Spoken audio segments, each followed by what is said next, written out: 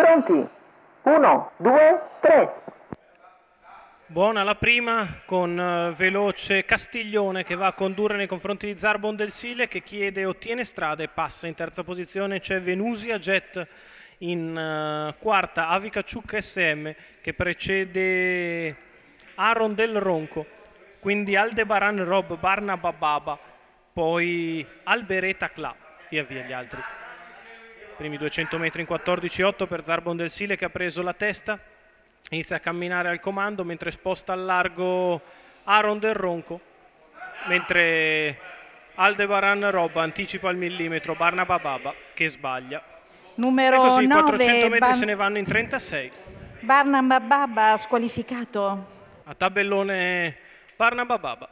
E dopo 600 metri di corsa il battistrada è Zarbon del Sile nei confronti di Aaron del Ronco al suo esterno, poi allo steccato sempre Castiglione, quindi Venusia Jet, seconda pariglia per Aldebaran Rob, la terza per Albereta Cla. Gli 800 se ne vanno in 1 e 2, con sempre Zarbon del Sile a condurre, Aaron del Ronco al suo esterno, Castiglione con accanto Aldebaran Rob, Venusia Jet con in terza pariglia Albereta Cla. Quindi Avikachuk SM con accanto All About B. Alla retroguardia Cézanne, Griff. 1.17,9 il primo chilometro. Continua a guidare Nicola Del Rosso in salchia, Zarbon del Sile al suo esterno, Aaron del Ronco con Lorenzo Pantarotto. Davanti alle tribune una frazione in 14,7. Con Zarbon che guida, Aaron al suo esterno, poi Castiglione e Aldebaran, quindi Venusia e Albereta.